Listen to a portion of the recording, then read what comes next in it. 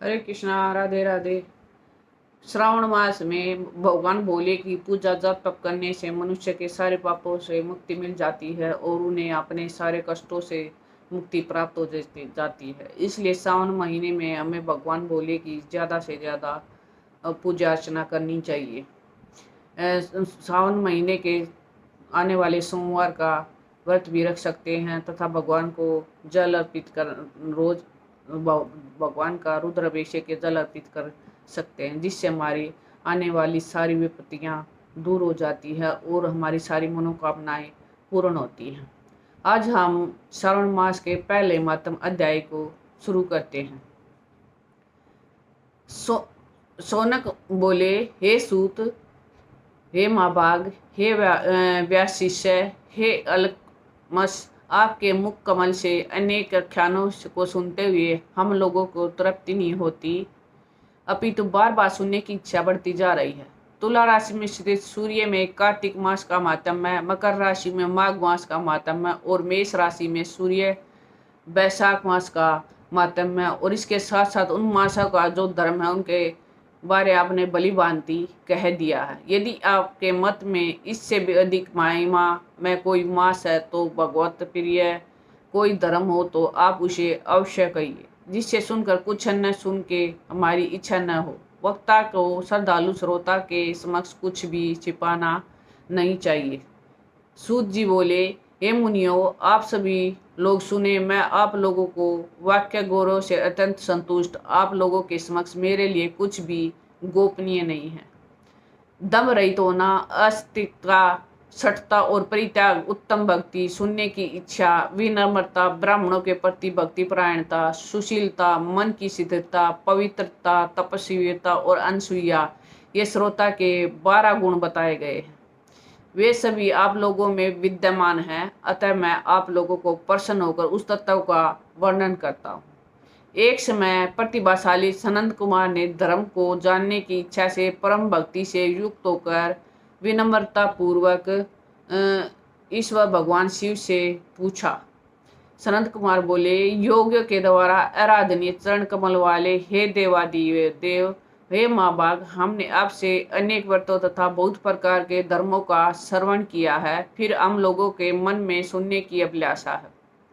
12 मासों में जो मास सबसे श्रेष्ठ है, आपकी अत्यंत प्रीति प्रकारने वाला, सभी कर्मों को सिद्धि देने वाला, वह अन्य मास में किया गया कर्म यदि इस मास में किया जाए तो अनंत फल प्रदान करने वाला होता है।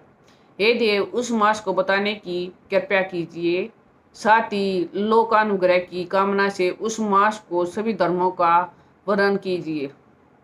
ईश्वर बोले, हे सनंद कुमार, मैं अत्यंत गोपनीय भी आपको बताऊंगा। हे सुव्रत, हे विधि नंदन, मैं आपकी श्रवण इच्छा तथा भक्ति से प्रसन्न हूँ। 12 मासों में श्रावण मास मुझे अत्यंत प्रिय है। इसका मातम्य सुनने योग्य है, अतः इसे श्रावण भी कहा जाता है।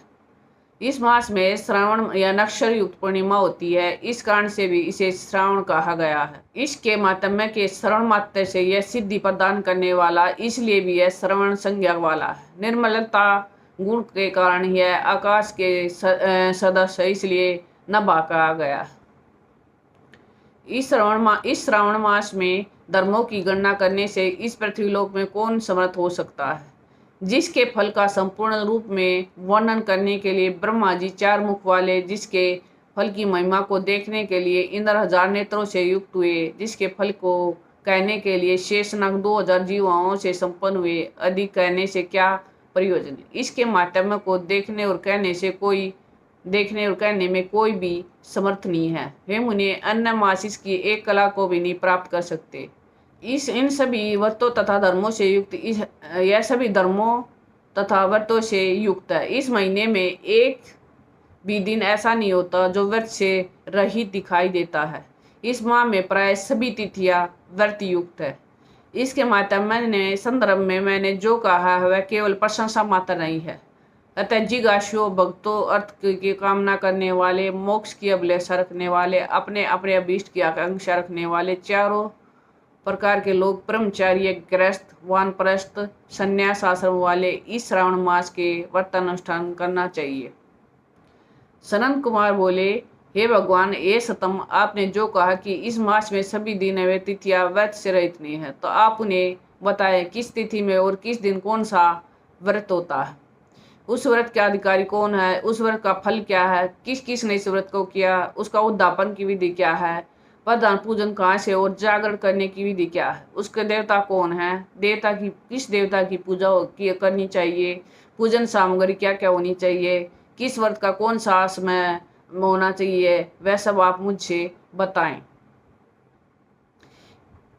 यह मास आपको प्रिय है, जिस कारण से यह पवित्र है। इस मास में भगवान को कौन सा अवतार यह हुआ है, यह सभी मासों में श्रेष्ठ कैसे हुआ, और इस मास में कौन कौन से धर्म का अनुष्ठान करने योग्य है।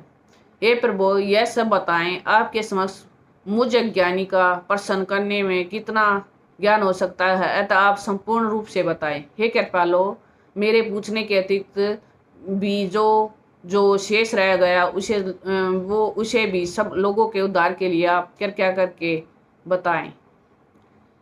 रविवार, सोमवार, भोमवार, बुधवार, बृहस्पतिवार, शुक्रवार, शनिवार के दिन जो करना चाहिए, हे विभो, वह सब मुझे बताइए। आप सब आदि में आविर्भूत हुए हैं, अतः आपको आदि देव कहा गया है। जैसे एक विधि बाधा से अन्य की विधि बाधा होती है, वैसे ही अन्य देवताओं के अल्प देवताओं के कारण आपको महादेव माना गया है। तीनों देवताओं के निवास के स्थान पीपल वृक्ष में सबसे ऊपर की आपकी स्थिति है। कल्याण के रूप होने के कारण आप शिव हैं, हे, और पाप समूह को हरने के कारण आप हर हैं। आपके आदि देव होने के से में आपका शुक्ल वर्ण प्रमाण है, क्योंकि प्रकृति में शुक्ल वर्ण ही प्रधान है, अन्य वर्ण विकृत है। आप कर्पूर के समान गौर वर्ण के हैं, अतः आप आदि देव हैं। गणपति के अधिष्ठान रूप 4 दल वाले मूलाधार नामक चक्कर से, ब्रह्मा जी के अधिष्ठान रूप 6 दल वाले स्वादिष्ठान नामक चक्कर से, और विष्णु के अधिष्ठान रूप 10 दल वाले मणिपुर नामक चक्कर से भी ऊपर आपके अधिष्ठित होने के कारण आप ब्रह्मा तथा विष्णु के ऊपर स्थित है। यह आपकी प्रधानता को व्यक्त करता है। देव एकमात्र आपकी पूजा पंचायतन का पूजा हो जाती है, जो कि दूसरे देवता की पूजा से किसी भी तरह संभव नहीं है। आप स्वयं शिव हैं। आपकी बाई जांग पर शक्ति स्वरूपा दुर्गा, दाहिनी जांग पर गणपति, और आपके नेत्र में सूर्य तथा हृदय में भक्तराज भगवान श्री हरि विराजमान है। अन्य के ब्रह्म रूप होने तथा रस के विष्णु रूप होने और आपके उसका भोक्ता होने के कारण ही ईशान आपके श्रेष्ठत्व में किसे संदेह हो सकता है। सबको विरक्ति की शिक्षा देने हेतु आप शमशान में तथा पर्वत पर निवास करते हैं। पुरुष युक्त में उत्तमव्रत तो इस मंत्र के द्वारा प्रतिपादन के योग्य है। ऐसे महर्षियों ने कहा कि हे जगत का संहार करने वाले, हालाहल को गले में किसने धारण किया, महाप्रलय कालाग्नि को अपने मस्तक पर धारण करने में कौन समर्थ था, संसार के रूप अंधकूप में पतन के हेतु कामदेव को किसने भस्म किया। आप ऐसे ही कि ये आपकी महिमा का वर्णन करने में कौन समर्थ है। एक तुच्छ प्राणी भी करोड़ों जन्मों में भी आपके प्रभाव का वर्णन नहीं कर सकता। आप मेरे ऊपर कृपया करके मेरे प्रश्नों का उत्तर बताएं। इस प्रकार श्री स्कंद पुराण में के अंतर्गत ईश्वर सनत कुमार संवाद के श्रावण मास के महात्म्य में पहला अध्याय संपूर्ण हुआ। यह महीना भगवान शिव को समर्पित होता है। मान्यता की सावन का महीना देव के देव महादेव के बेहद प्रिय होता है। इस महीने में महादेव और माँ पार्वती की विधि पूर्वक पूजा अर्चना करने से मन चाहा फल प्राप्त कर सकते हैं और जीवन की सारी समस्याएं दूर कर सकते हैं। इसलिए जरूर से जरूर इस सावन महीने का फायदा उठाएं। हरे कृष्णा, राधे राधे।